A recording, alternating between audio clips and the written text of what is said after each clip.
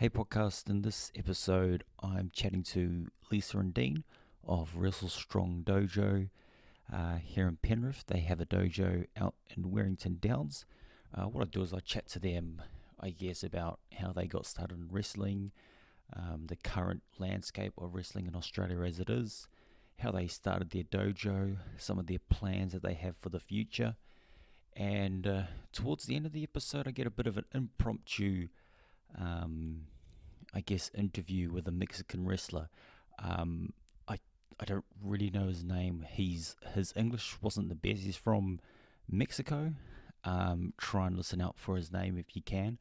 It was a bit hard to chat to him. I'm not gonna lie, he came off a bit arrogant, and I sort of didn't really know his understanding of English. So I guess without further ado, here's the episode.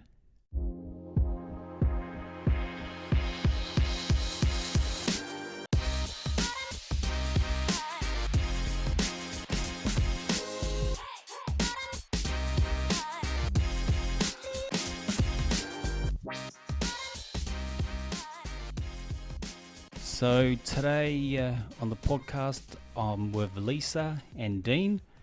I'll hand it over to you guys just to introduce yourselves, and we'll go from there. Hi, I'm Lisa. I'm the owner of Wrestle Strong Dojo and the head trainer here. Hi, I'm Dean Draven. I'm the assistant trainer at Wrestle Strong Dojo and been wrestling in Australia for 23 years. Wow. So I've got about 45 years experience with me right now altogether? Yes, very close. Wow. Been in the industry for quite a while. So I guess I just want to start by getting an idea on, your guys' love for pro wrestling. When did it start? I guess Lisa first. Where did it start for you? When I was a very little kid, they had Australian wrestling on TV. I think I saw the very end of it just before it was taken off TV, and I really liked Ron Miller and Larry O'Day. And I did a lot of martial arts growing up, a few different styles. And when I, about 18 or so, I think I got reintroduced to wrestling again. So, yeah. Yeah, I also got into it when I was a little kid as well. And back then it was on Channel 9 and Superstars of Wrestling, the Hulk Hogan era. And it was sort of a thing for me that I didn't really want to go for the guy that was winning all the time and didn't really know who to go for. And then my friend at the time rings me up and goes, "Oh, there's this guy you got to see. He's called the Ultimate Warrior." And I went, "Wow, this guy is the best." So I became in love with pro wrestling after watching the Ultimate Warrior. Well, I think that would have been like a lot of us growing up. It was like Hulk Hogan, Ultimate Warrior, like they were like two of the main ones that I guess got a lot of us young kids hooked on wrestling. Oh yeah, for sure. Like back then it was like Hulk Hogan and like the Macho Man. They were the two biggest faces at the time, and then all of a sudden this guy comes out with face paint running 100 miles an hour to the ring and shaking the ropes, and it was like, wow, this guy is cool.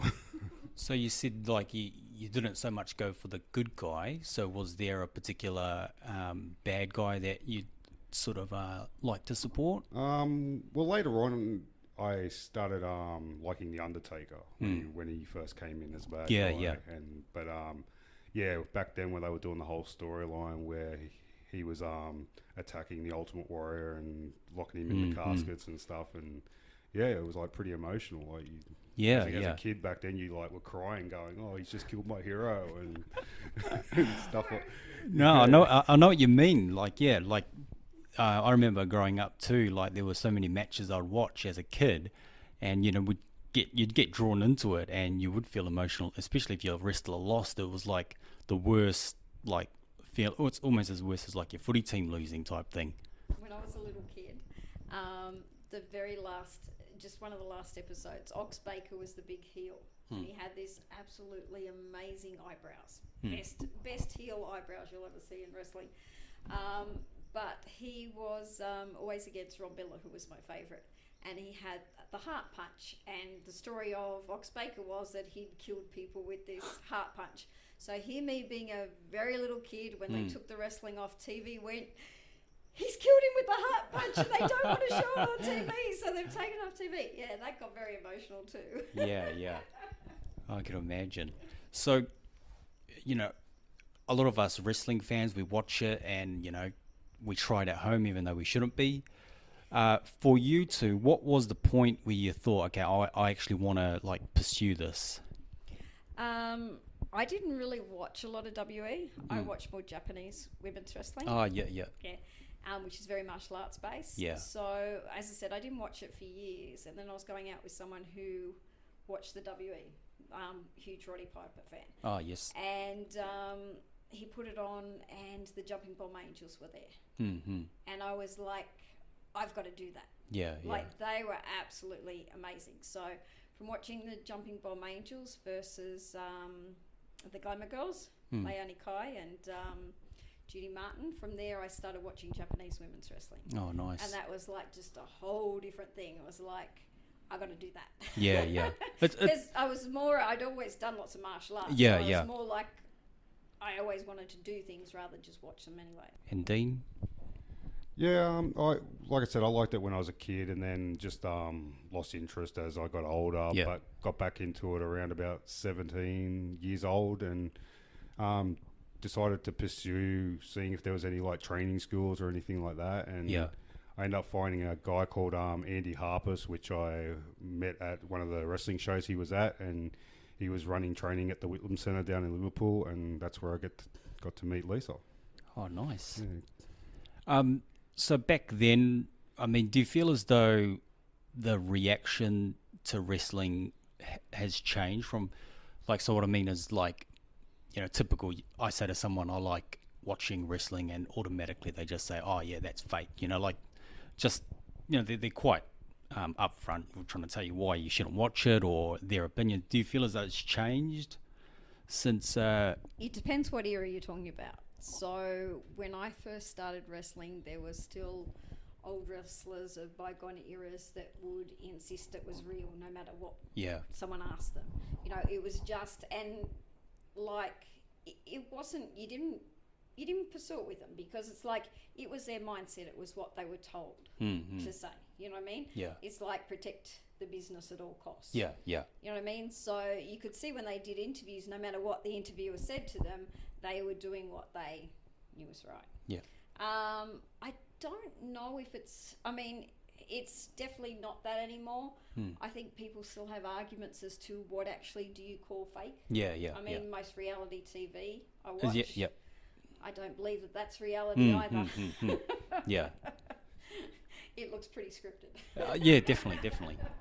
Yeah, it's just just depends on what you watch, because back in when I was watching WWF at the time, and you knew it was not real. It was more of a show and stuff like that. But then Lisa introduced me into Japanese wrestling, and that just becomes a whole different level. You see, wow, these guys are legit. They're beating the crap out of each other. Yeah, it just depends what you watch, and also now it's I think it's sort of lost its edge of being more realistic than what it was back then. Yeah. I think it's more how many moves you can do and stuff like that. So in terms of you guys been in as wrestlers for a while, what was it like in the early days compared to what you've come up with now? When I first started, there was, in my very first match, there was 650 people in the audience. And they closed the doors at 650 because people were standing in front of the fire exit. Yeah. And I think the biggest audience I wrestled in front of was 1,150, close to 1,200 people. Oh, wow. These days, people get on the internet and say how great Australian wrestling is these days, but it's very rare that you will get those kind of numbers on a regular basis like we did back then. So, so it's, and then I think we had Kiss, who was wrestled in the 80s here the other week, and he was kind of talking about before even I started, because I started 94, 95, around then, 95, I think it's 94, 95 I started. He started in the 80s, and, he was saying, you just wouldn't have a show that had less than 400 people. You know, it's Yeah. like if you got around 200, you'd be like, what on earth happened here? But now people are kind of expecting that 200 is a good number. You know what I mean? Like I've seen some promotions with like 15 people in the audience, you know, so it's like, so it can be all over the place at the moment. Yeah, and is that just you know, you talk about when you first got on where it was about like protecting, I guess trying to keep kayfabe and all that kind of stuff, and I guess as we've grown, you know, social media, like it's, I guess, do you think that's probably got something to do with it? No, I think some, like there's a lot more promotions around now. Okay. But I think when there was only a couple of promotions, at times there was more quality than what we see. You know what I mean? Yeah. So I think the quality has affected by the number of promotions out there. Mm-hmm. The further it got away from being on TV, obviously had an effect on it. Basically, once they floated the dollar and wrestlers couldn't get the same amount of money from coming over to Australia, it was less money for them, and then Packer didn't like it. He preferred cricket, so it got taken off TV. I mean, that pretty much started going down from there. And then when some of the big names got in, and some others took over, they weren't as, you know, rather than book the person that cost them more money but was really realistic and good in the ring, they'd pick someone who would like be a lot cheaper for them. You know, but not necessarily a good worker. Oh, gotcha. Yeah, I think because I started in 1996, and I think the kayfabe part of it was like legit back then. Like you couldn't be seen walking around with your opponent or whatever, and but now it's like, just seems like, okay, we're all friends, we can walk around, and it doesn't really matter, like kayfabe doesn't matter anymore. Well, but back then it was like, you wouldn't dare be seen with another, like, but like, just say if you're the heel, and you wouldn't be caught anywhere near a baby face, like anywhere in the club, like you'd have to like go separate ways and stuff like that. So I think kayfabe sort of killed the business a little bit. So Yeah, I'm not convinced it has, but I mean, it is what it is. I mean, in my era, when, you know, reporters would always say, you know, isn't it fake? And I was not one to say, no, it's real. That's I just was never going to say that. So I was definitely on the borderline of that changing from the kayfabe in the business. You know what I mean? I wasn't. Anyone before my era, there's no way that they would have said anything other than, what are you saying? You know, start an argument. I was never going to start an argument over it. But I don't think that's necessarily what it is. Okay, so you just think more promotions like yourselves is just an influx, would you say? No, it's a number of factors. There's a huge number of factors affecting it. It's not just one thing. Okay. Yet, you know, there seems to be a few more Aussies showing up overseas. Like, you know, before we started here, we're talking about Kiwis, Aussies as well. Is that a sign of, I guess, overseas promotions looking at more Australian wrestlers? Or WE's gone more global, so whenever WE goes global, anyone who's trying to be in competition with them will also try and take people as well. In our era, there was absolutely nowhere you could go. Like, I was considered the best at what I did, but Japanese women's wrestling, the big company there had invested all their money in real estate, and there was a big real estate crash. So they had kind of stopped paying their wrestlers there, and it was a big mess there. WE was in the TNA era. I couldn't even watch WE. You know, I mean, to me it was insulting to women, so I couldn't even watch that. So it's absolutely nowhere I could go during my era. And same with Dean. You know, it was the steroid era, so Dean, even at his 6 foot and, you know, how much you weigh, 120 kilos, would be considered too small. You know what I mean? It's like, it's, you know, but that's what it is. That was the era. Yeah, that's right. It was very hard back then. Like, the way to try to get even like WWF or WWE at the time to even get interested in you was to send them a tape. Yeah. And you just had to bank on even if they looked at it at the time. So, but back then I was more on focus to getting to Japan, which I ended up sending some stuff to Pro Wrestling Noah, and they got back to me and they said, look, we like what you see, like what we see, and but you're on the verge of a junior heavyweight and a heavyweight.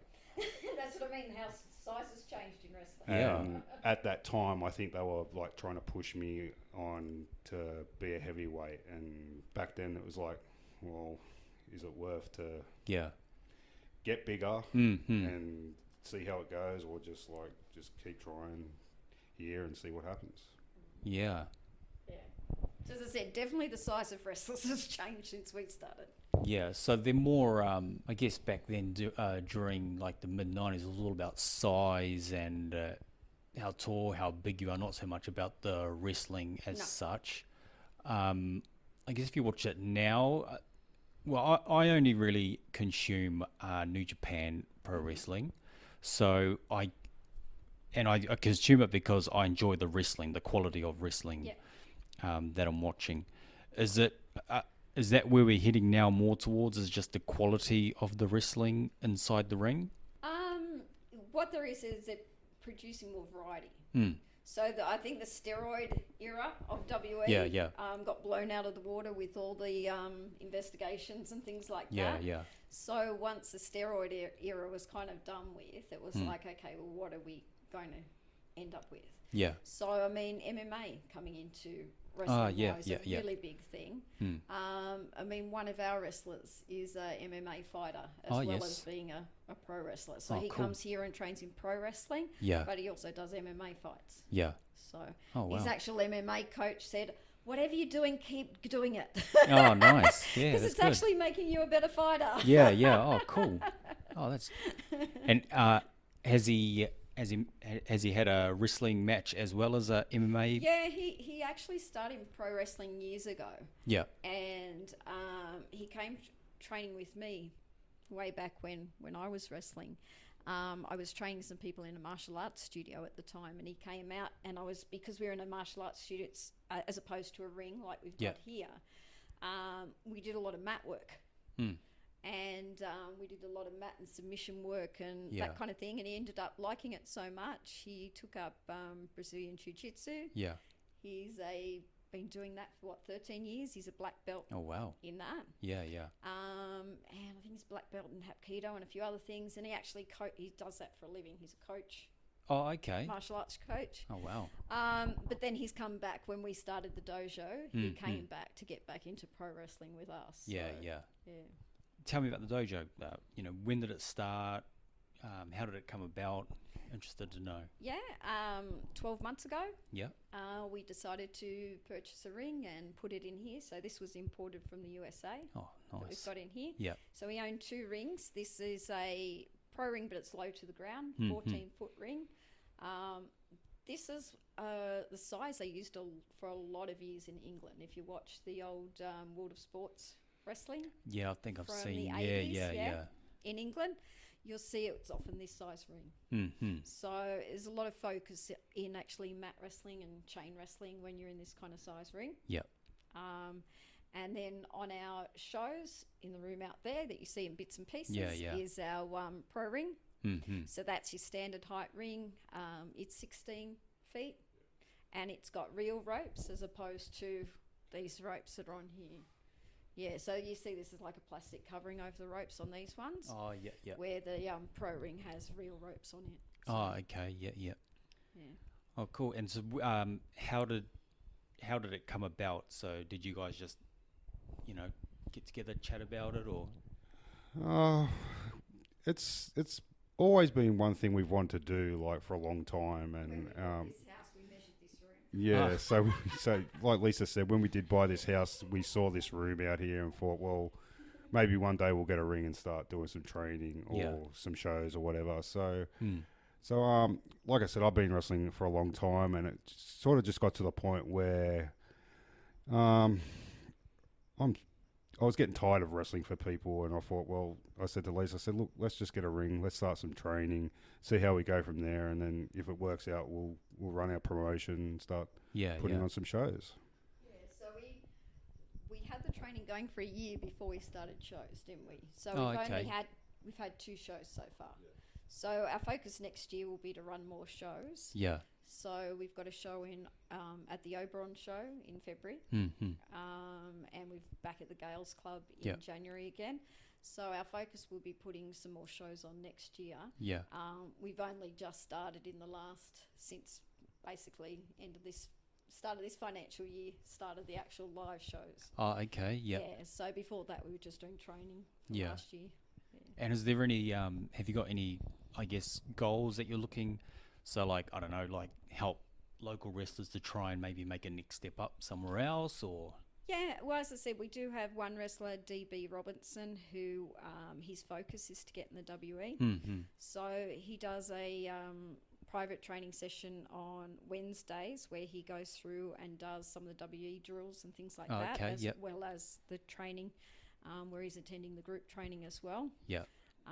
He's a power lifter, so he also has a very kind of strict exercise routine that he sticks to all the time. So you definitely do see that.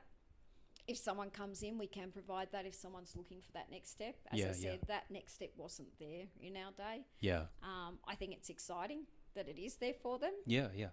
If I was a new one starting off these days, I'd be like, well, that's my goal. You know what I mean? I don't... but as I said, that isn't everyone's goal. Yeah, yeah. Also, I guess with like social media, it's easier to get noticed as well. Whereas, Dean was saying back in the day, sending in tapes, like you don't know if they're going to watch it or not. Yeah. But now these days you can just upload something to your Facebook or whatever, then your friends will, and so I guess it is easier to hit that next level, I guess. When I say easier, I mean, like you've obviously still got to do the hard work, but I guess it's easier to get that initial, like someone noticing you. Yeah, well, our next step is next year to get our, we're starting to do TV episodes, put them together and get them on an internet show next year. Oh, cool. So that's kind of in the works. We've been just filming, finishing off the filming of it. Yeah. To get the first couple of episodes complete. Yeah. So that is another goal of the dojo at the moment, so. Oh, nice. And training, like what kind of training are we looking at here? Dojo type training, like you sort of see or hear stories about it, like from Japan. I've seen like Bad Luck Fale. I've seen like some of the training he does at his dojo. Is that the sort of similar things you guys do here? Well, you've been to Fale's before. Am I like Fale or?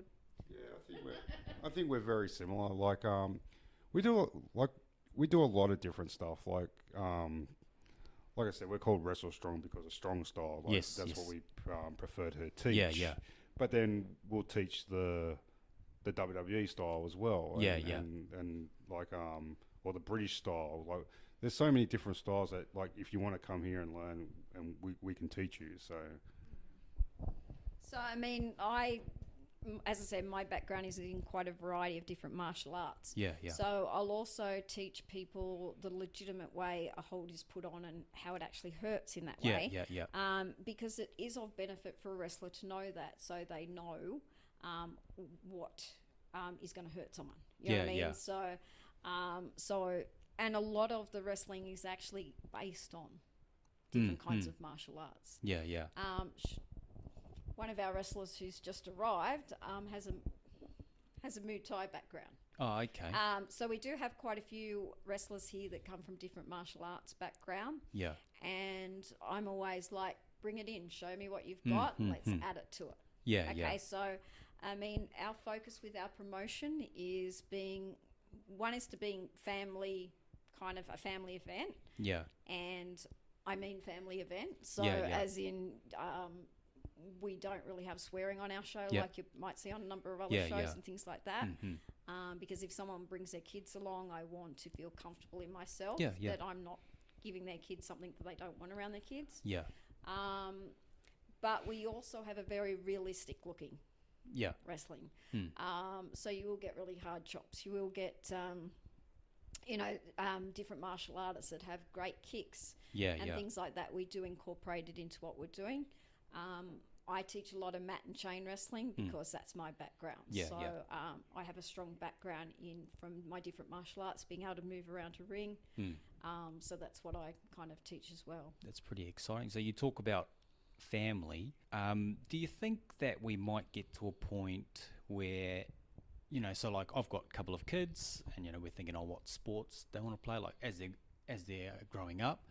Do you think we may ever? I don't know if this is just maybe me hoping, but where mum and dad can say instead of let's go play little kickers soccer, we say, oh, let's go practice wrestling, like coming to a place like this where obviously not as for the little ones, not as hardcore as some of the older wrestlers, but just something There is some basis of what people can do, but I don't think it's necessarily something where it's going to get to the point where parents will say, let's take our kids to wrestling. I don't think it'll get to that. There is, for example, Marty Jones in the UK who taught Stephen Regal to wrestle. Oh, yeah. And Dynamite Kid, Mm-hmm. famous people like that. He has junior classes. Okay. So what he does with his juniors is different from what he does in his regular classes. Gator Moves, which is Emi Sakura in Japan, she's always for years taught kids from the young ages. The current AEW champion, what's her name, Riho or whatever, that just won? AEW. Yeah, the women's champion. Oh, okay. No, who was that? Sorry. Rio. She's been wrestling since the age of 9. Oh, wow. So she trained with Emmy from the age of 9. Yeah. So in Japan there is that kind of thing, but it is slightly different what you do in the training. Yeah, yeah. Because it has a tough toll on your body. Yeah, yeah.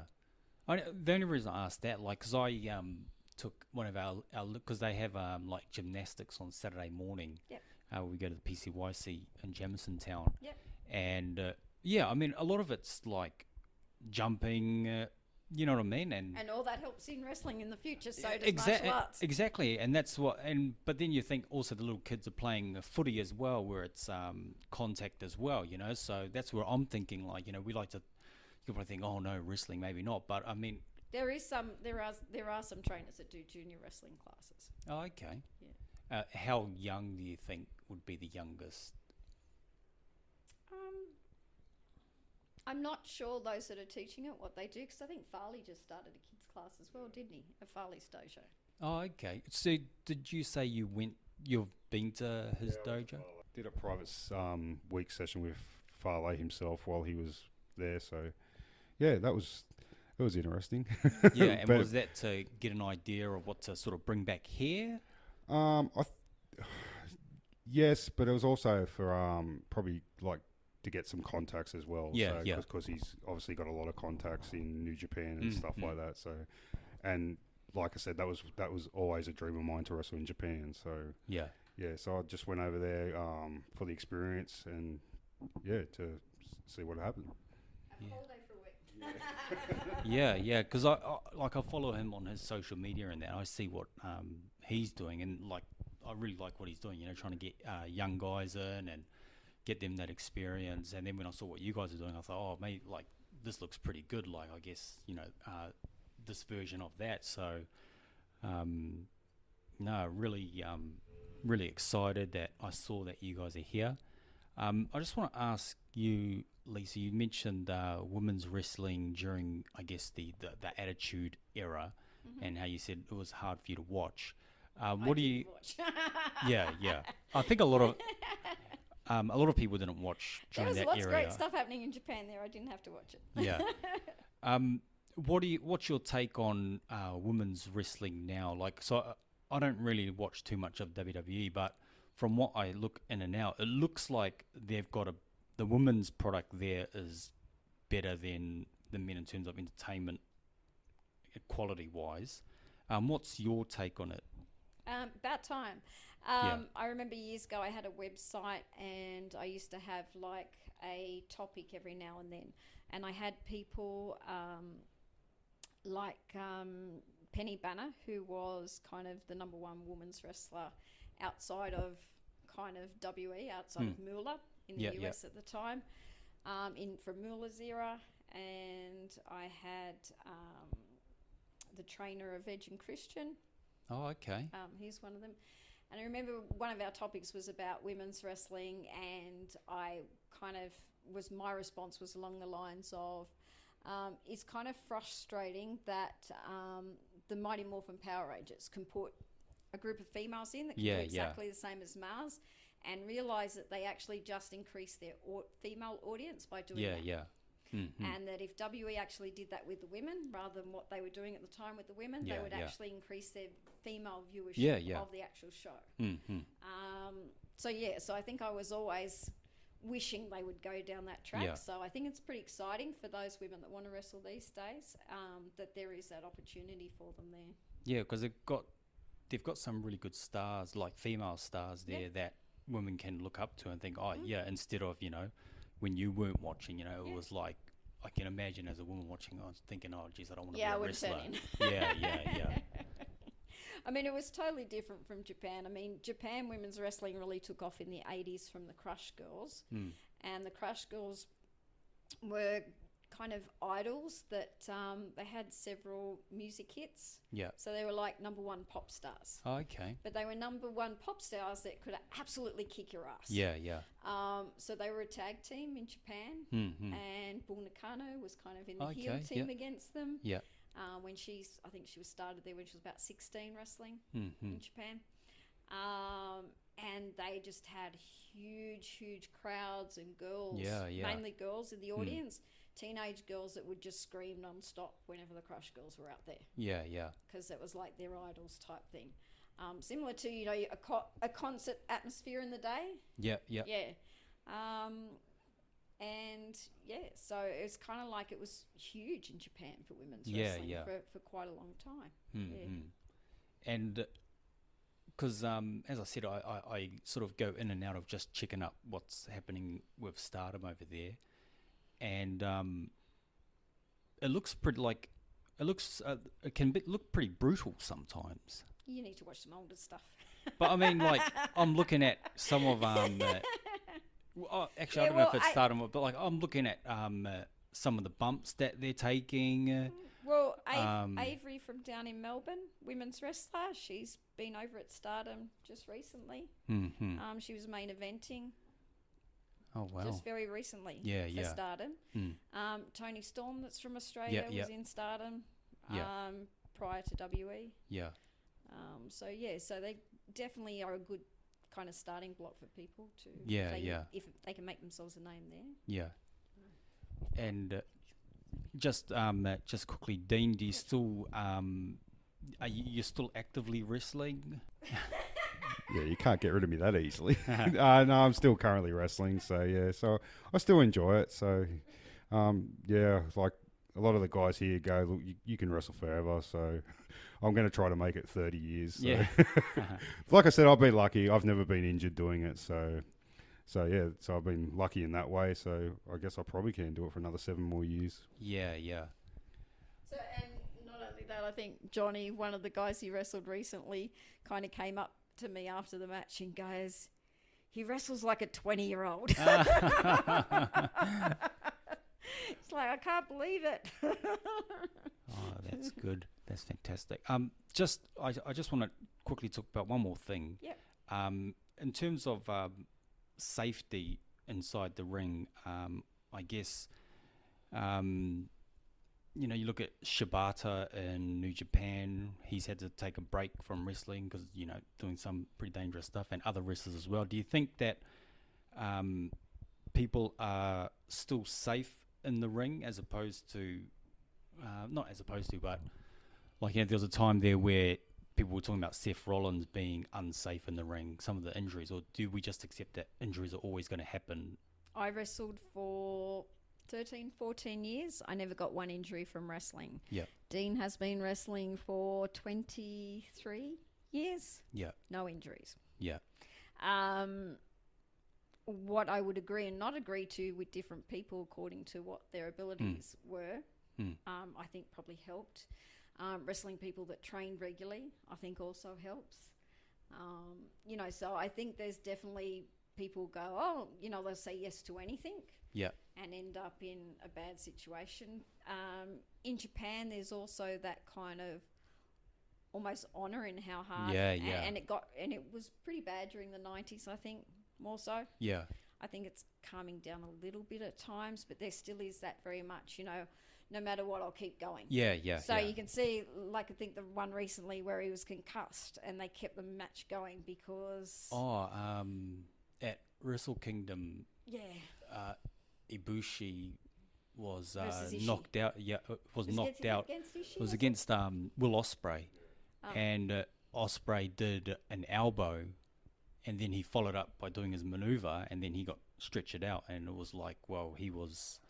No, there was another one with Ishii recently, and the guy kept getting up, and you could tell that he was not there. Yeah, that was during the G1, I think. Yeah. You could tell he just ref end the match. You know what I mean? It's like you could tell that he just wasn't there. And then he's trying to walk out the ring, and he's like, "I don't need help." Yeah.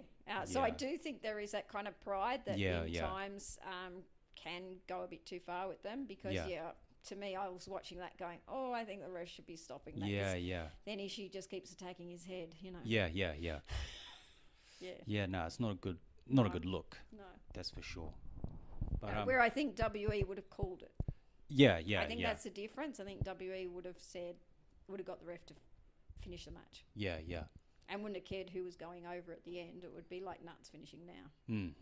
Anyway, look, I'd like to thank you guys for taking the time to have a chat to me about, I guess, pro wrestling. I love pro wrestling personally, and I love any opportunity to talk about it. Yep.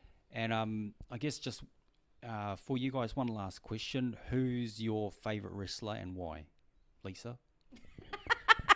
El Mas Terrible is out the door. I can't even say. See, I can't even say Libre. See, can't say it for me. What is that? Libre. I can't even say Libre. I can't say it. Sorry. Blame my lack of Spanish. I don't know. My favourite of all time does swap and change a bit. Fit Finlay would probably be up there of any era. Any era of watching him would be amongst my favourite. And Akira Hokuto was probably, in the females, my favourite for a lot of years. Oh, nice. Yeah.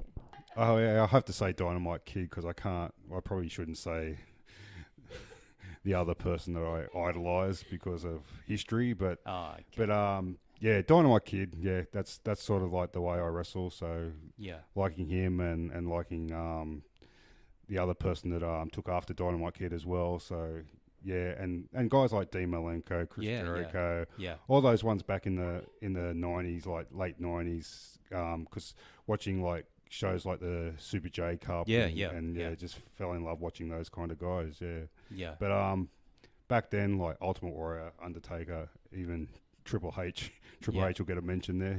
I'm a big fan of him, so Do you want to have a quick word to one of the wrestlers? Yeah, sure.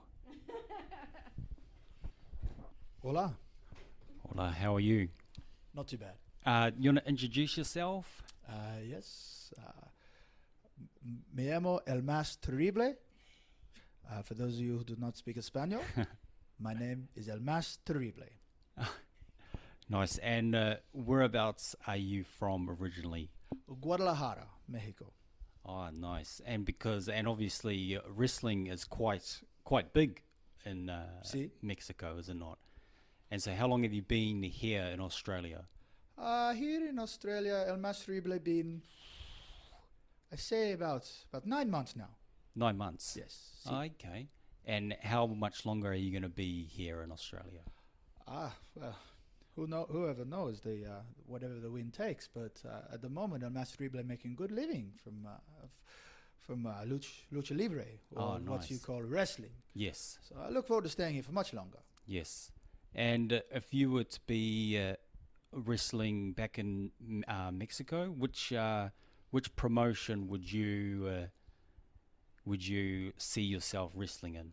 Well, obviously there's a lot of big companies. AAA, obviously, very famous. Yes. You have CMLL, Yes. very famous, but I really like the way they crash. Very good style. So Yeah, you see yeah. crash, you see El Mas Terrible. Oh, nice. And whereabouts have you wrestled anywhere else in the world? In the world, no. Just Mexico and... I come here to try and really bring my skills. I heard Australia had some of the best wrestlers, yes, and that's why El Mas Terrible is here. yes. If you want to test yourself, you should go to New Zealand, because New Zealand, our wrestlers are a lot better than Australian wrestlers. Like, we're better at rugby. Yeah. Yeah, I heard your accent. It's just terrible. No, but we New Zealand wrestlers are the best at the moment. So I've seen some very good ones. Some good coming through, and if I find them in the ring, we'll have a match. all I could say to you is good luck. You're going to need it. If you're hopping into the ring with a Kiwi wrestler, you'll probably have better luck just sticking to versing the Australian wrestlers. You'll probably be able to... I understand. As long as they pay me in Australian dollars, Yeah. I don't mind. Hey, they beat us on the dollar, so yeah, I'm not going to argue that one. But thank you for taking a little bit of time to do an impromptu chat with me. You are welcome. Thank you very much. And yeah, that's it. Thank you very much, Lisa, Dean, for taking the time to chat. And yeah, I look forward to seeing what happens with the dojo. Thanks for listening. Hope you enjoyed that episode. Look, if you could just do me a favor, I've actually linked a video in the description where I'm actually doing a little bit of training with the dojo, just to give you a little bit of an idea as to what they got going on, and I also share my views on the training that I did in that video. So if you can watch that for us, that'd be great. Anyway, catch you next time.